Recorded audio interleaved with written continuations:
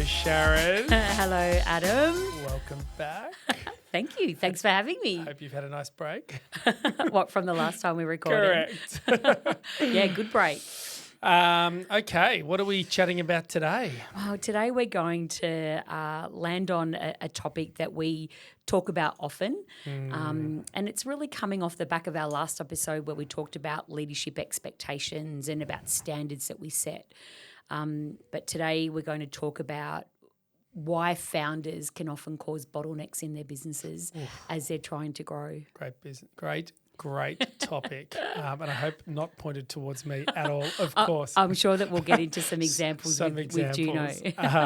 So really that's the moment when the business stops scaling because everything still runs through one person. Yeah, it is. It's really about that time or that point in time where a founder needs to let go. So why it happens, what it costs, and how leaders shift from being the center of the business to being the business that runs without them, which is a great, and I mean, we've gone through our own version of that journey as well. So it'll be interesting to hear your thoughts on that.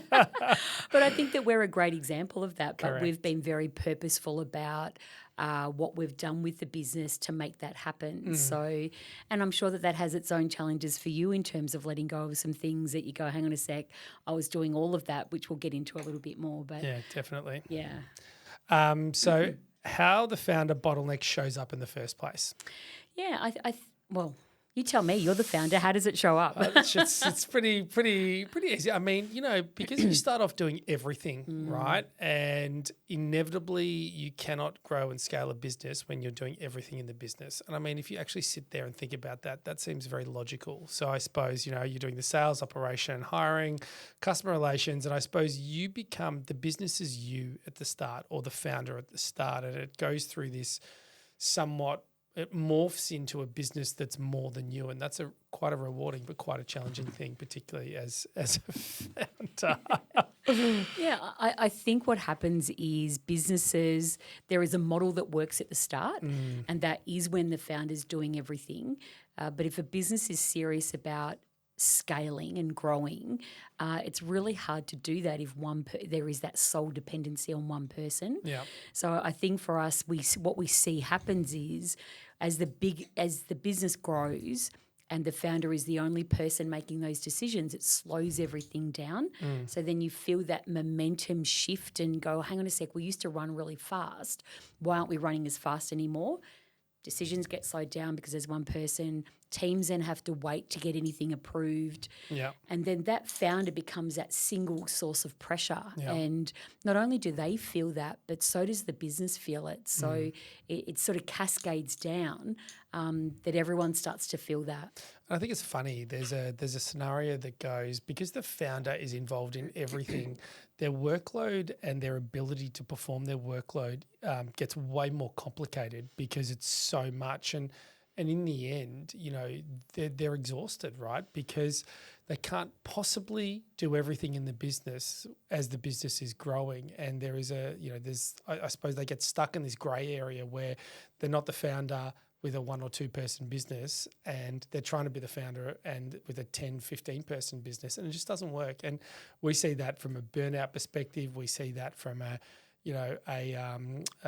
ceiling, so they can't grow any further. They get stuck there because they're trying to do everything and they're exhausted. And who wants to be? The idea of the business is that that old freedom type of analogy. And you go, when you're a founder and you don't identify that you're going through that stage and you start delegating and things that we're going to get to, it's totally exhausting. And I've been through it, and it's not in this business, thank God, but in other businesses where it's exhausting. You get to this point that some of our clients say, which is, what am I doing? Yeah. It's too hard. Yeah. It's not worth it. I didn't start this business to feel like this. So yeah.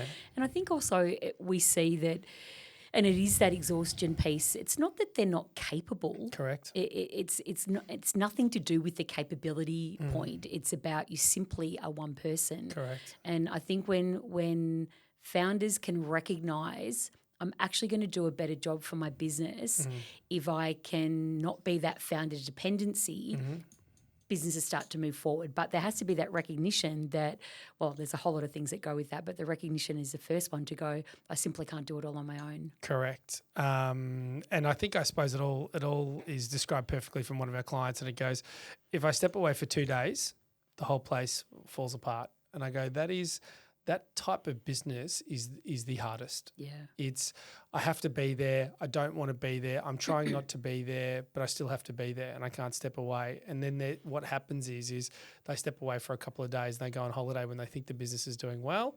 Something goes wrong, and it just feeds into that insecurity of being able to let the business go, which means next time it's even harder and harder. And I mean, I would say a huge majority of our clients fall into that category. Yeah, and I think and we come back to they've built the business from scratch. So they tend to understand how every element works. And let's be honest, the founder goes, no one can do it the way that I do it. Now, whether or not that's the best way, the right way, doesn't really change the sort of narrative around no one can do it as well as I can. Yeah. And I think that, they've solved every problem, they've worn every hat. And so that letting go is really hard. No, I totally agree.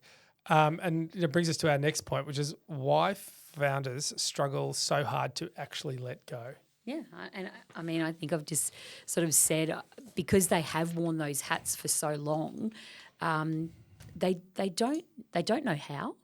And I think the next step, and we'll talk about this, building great leaders in your business that can essentially take some of that load off, and the trust that you have to build in regard to doing that is hard. Yeah. So I think that,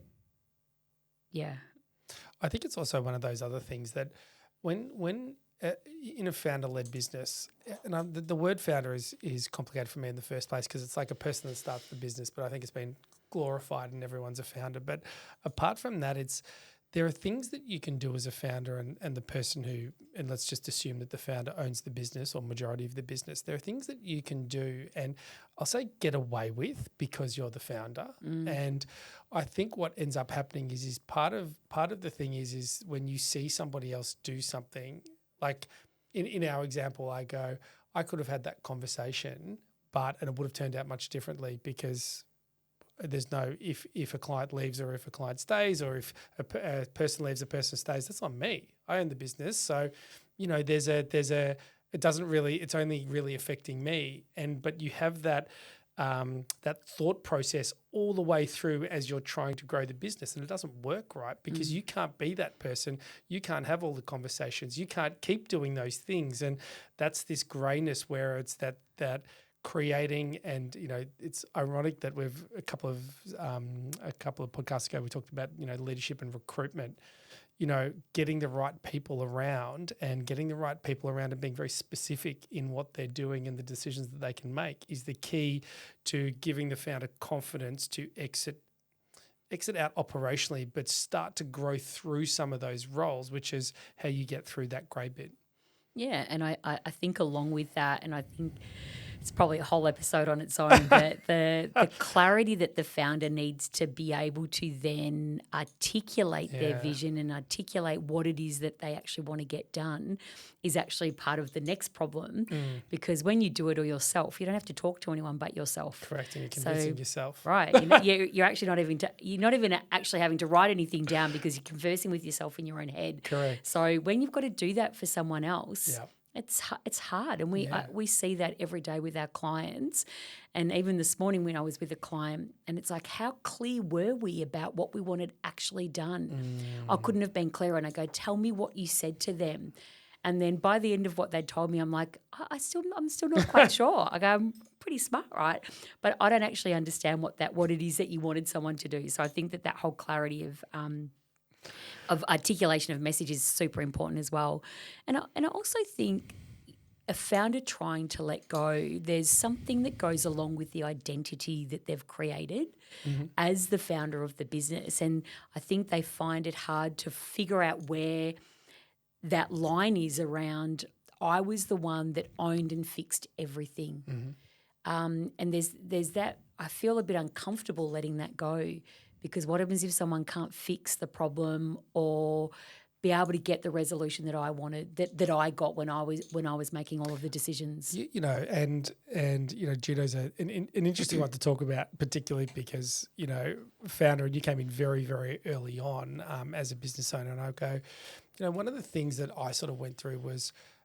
And having been in business a little bit before, I feel like I've learned some of these lessons. But it's, do I want Juno just to be me and maybe 2 or 3 people, or do I want to create something that adds more value to its clients? And knowingly, I chose the latter, and hence why there's a whole story there. Went after you for a year, and you kept rejecting me. But very different skill set. And also I felt a lot of trust and respect to go, with you and me, and then the people that we started to employ, that gave me confidence. But what I did know is mistakes are going to happen, right? And that's okay. That's part of growing the business. But what we need to do is we need to make sure that they're not crippling mistakes. And part of that is to go, we need to be super clear about what we're trying to achieve. And we were and Stuart's going to love this. We were super intentional about the exit of me from our client-facing work. Yeah. And someone said to me the other day, how did you, I have no client-facing sort of work at the moment. How did you do that in such a short period of time? I said, because that was part of the plan. And very intentional to get me out and working on the growth and the scale of the business, because that is where sometimes you put a founder to help drive, particularly in the next stage. So, being intentional and having a plan to actually do that, it wasn't as challenging for me as it is for some founders. And I think that's part because I've learned some of those lessons in previous businesses, but part I understand exactly what is required in order to push the business into its next stage. And it's not having me sitting in all the meetings, making all the decisions. Now, I would make probably more mistakes than everyone makes at Juno, not that we make many, but I go, it's about finding great people and putting them in the positions and let them be in that position, make them accountable for that position, but also knowing that not everyone's going to do it like you. That's the challenge. And I'm okay with that. Yeah, and I think that a business also needs to take a risk. Correct. Because I think a lot of founders will go, I need to be the person doing it all, because there is a risk. There was a risk in the business when you stepped out, because there's obviously that revenue generation that stops for a period of time. Yep. as you're doing the efforts to grow. Mm-hmm. A business does need to take a bit of a risk there and go, well, you'll hit a ceiling with the founder doing everything. Yep. So you've either got to be prepared to take the risk and push your business forward, or be okay that you've hit the ceiling. Yeah. What does it actually cost the business with the founder at the helm for the whole time, making all the decisions and doing everything? Well, I think we've sort of touched on this before. It really slows down. And I think that, and again, I see it with our own clients, we create a bit of structure in a business, a foundation in which to grow, and it gets challenged sometimes with bureaucracy. It's like things are slowing down. And it's often that it's not the structure that's slowing it down. It's that everything's still going through the founder to make a decision that's what's slowing it down. So I think what it costs if a business, if a founder doesn't let go, it's the time that it takes to make a decision. Yeah. That's definitely... That is a cost and a price the business will pay. Second massive one is people stop taking ownership. And I think that's a silent killer of businesses, because when you have a great person in the business and you don't set them up to be successful, so you don't recruit them correctly, you don't be specific in what your expectation is, you don't incentivize, high performance and those kind of things, and you don't allow them to take ownership of the outcome, what you do is you get a whole bunch of robots in the business. And that's not what you want, because then inevitably you are going to be a founder that is in the business the whole time, and you will only get to a certain size. Otherwise, you will have a burnout or a breakdown, because the pressure is just, we see some of these businesses occasionally, the pressure is intense. You've got one person at the top making all the decisions, and then you've got a whole bunch of people doing bits of jobs, but being very specific and not taking ownership. So you have to be over everything. And with that, you just don't see these mid-level managers because they come in and they go and they don't want to work in it because the founder's making all the decisions. So you've got a whole bunch of junior people that you find difficult to keep. You've got to be across everything. You've got to check all their work. That's a complicated business to get right. Yeah, and to your point, I don't think that a lot of businesses realise that that's what's happening because they jump in way too quickly to solve a problem rather than going, actually, what I'm going to do is I'm going to coach that person to make a great decision. Yeah. And spending the time to do that, is it more time consuming? Yeah, it is. Yeah. But it's a longer term investment that you make in your business rather than the quick win to get that quick decision made then and there. Yep. It's purposeful to go, I'm going to spend the time, I'm going to train and develop those leaders and build their confidence to be making that decision next time without me. 100% agree. The third one is inevitably the growth will stall. Yeah. And that's I mean, how do you do everything and keep growing? It just seems like an unrealistic expectation to have on one person and a business. Yeah, and I think that we would say we've seen our own clients when the founder stops being that bottleneck and we've seen what it does for their business. And, I mean, we've got clients that have doubled and tripled, not just the top but the bottom line result because the founder has built a great leadership team. Yeah. They've built trust. Yeah. They've stopped being the sole dependency in the business. Correct. Breaking this bottleneck. How do you do it? Have you done it, Sharron? Do you know, and I'll use Juno as an example, right? Again, where we're very purposeful about getting you out. But we also said it wasn't about the founder doing less. It was about being very clear on what the founder was working on. So your pressures now in the role that you have are very different. They haven't gone away. In fact, they're probably more. It's actually funny. I spoke to my wife the other day and I'm like, fuck, I don't think I've ever been as busy. And it seems crazy because I have no clients, but I'm the busiest I mean, this is a terrible metric to work on, but I go, if I'm sending emails when I'm in bed, that means I'm too busy, and I feel like I've been doing that ever since we've come back from the start of the year. But that's okay. But it's funny because it's a different busy, and you're right, it's a different stress, but it's far more. And I mean, we're lucky as a business that we're growing really well. But that's the stage that we're going through at the moment, and that stage will change again, right? Yeah. And that's the kind of the progression of this founder through being the founder, or what we call a founder, into sort of that growthy stage into the next large stage, which is exciting. But back to how did you do it?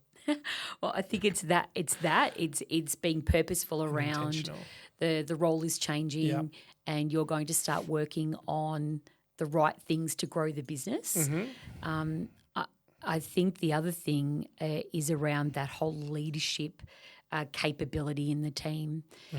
You let go because you had me. Mm-hmm. Again, very intentional. Yep. You were able to let go because we'd recruited a number of people into the business. Mm-hmm. Again, we spent a lot of time and effort getting the right people. Yep. So I think the ability and the recognition that next step, and I think this is why a lot of founders go backward and sort of to go forward almost, because if they don't get that bit right, they then jump back in. They go, see, I didn't get it right. I've got to be in it.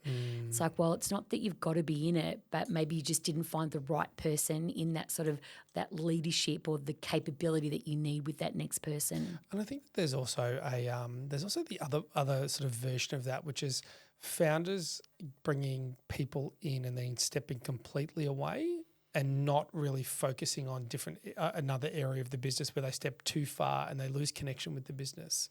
And I've seen that before as well, which is, I would say, just as bad as, not just as bad, that's a terrible way of describing it, but just as challenging as a founder-led business, because what then happens is they go, it's like businesses that get a CEO in. They find a CEO, they go, yep, you do it, and they step away. They go, that CEO is going to run the business. And then, oh, hang on a minute, they're not making the decisions that I'd make and they're not doing this. And then they try to come back into the business and it's very, very challenging. That stepping too far is also a problem. Yeah, and I think most of the clients that we would work with, founders want to be in it. They're not necessarily looking for that role that takes them out completely. Yep. Now, we've got some that are working toward that, but we really are working with clients to operationally take that founder out. Yep. So the dependency isn't there. Correct. So then the business becomes scalable without being chaotic, is what we would say. And I think that we call this the way in which or the communication from within the business, the operational rhythm, which is it's the meetings that are had, how it's communicated, the outcome of those meetings. But I say the operational rhythm for you and me. I mean, we would chat, much to your dismay, we would chat daily, if not every 2 days. But that keeps me connected with the business, with the client stuff, and that keeps you connected with what we're doing on the other. And that's the two main people. And then that is then sort of triaged down to our staff about what's happening, what's in the business. And then we obviously have our Monday meeting, which is super important. So, that operational rhythm of the communication within the business, as you go through this stage, you've got to keep that super tight. And it's easy to let it go.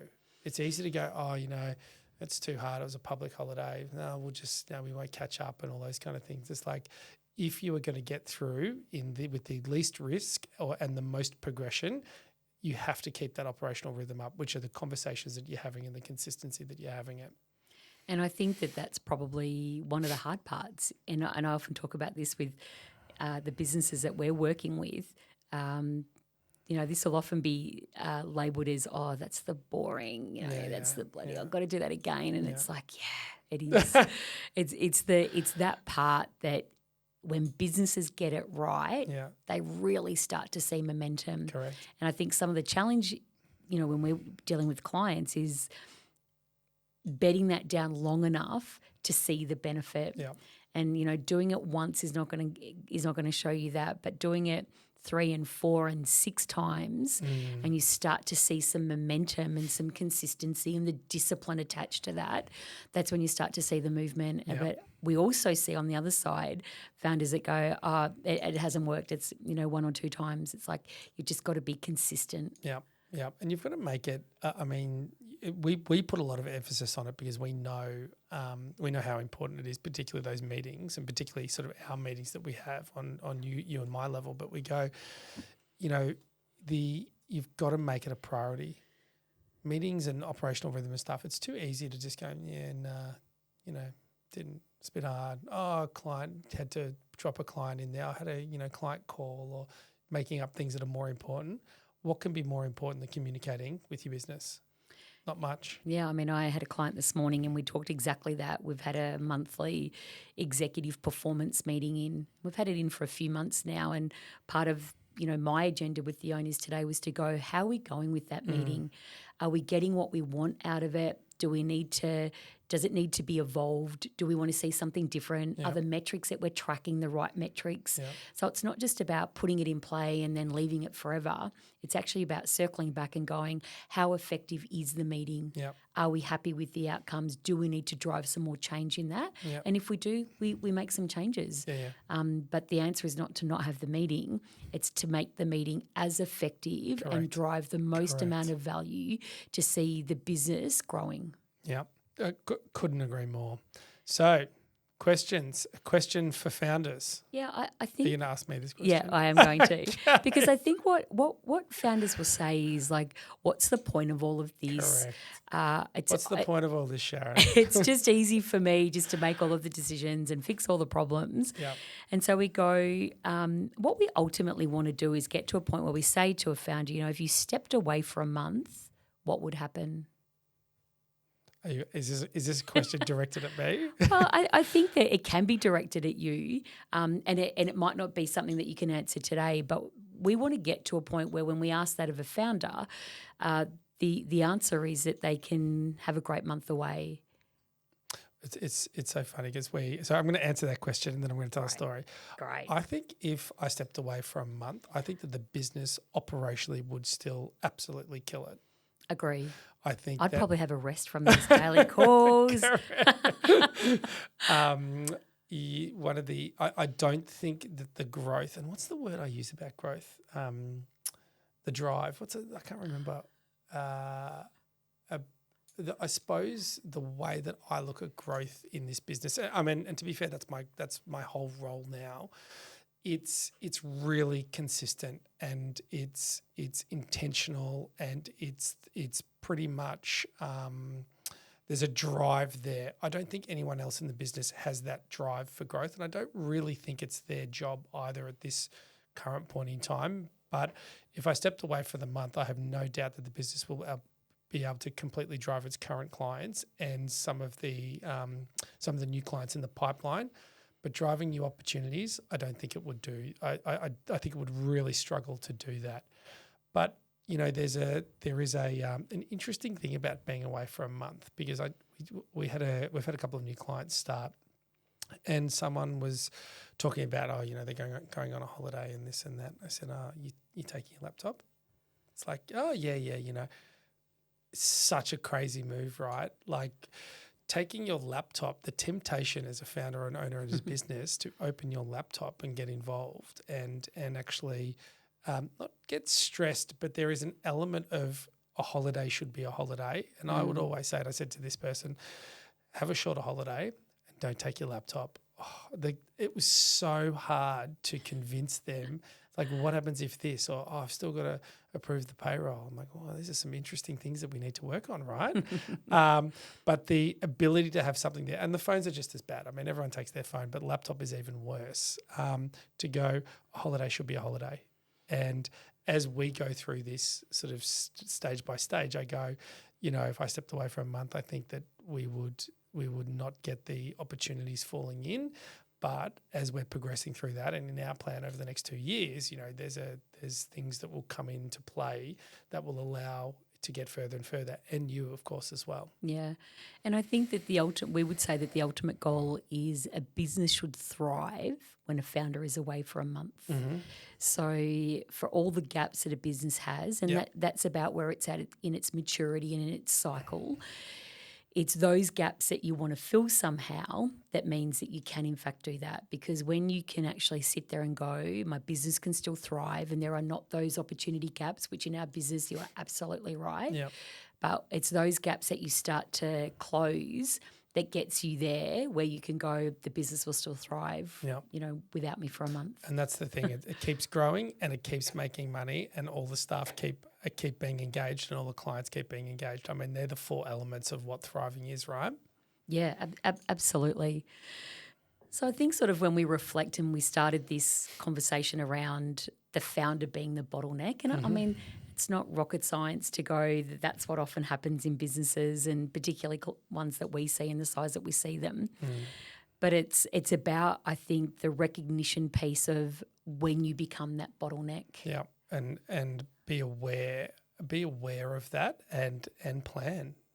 I mean, we don't do it. We do. I think we do it very well, and we have done it very well. But that's not mean we're perfect. But I go, a business that plans to exit the founder to allow them to work on things that is more important for the business at that stage, that's a great business. 100% agree. We can pat ourselves on the back for that. Well, thank you, Sharron. Thank you, Adam. Should we have a little high five? High five.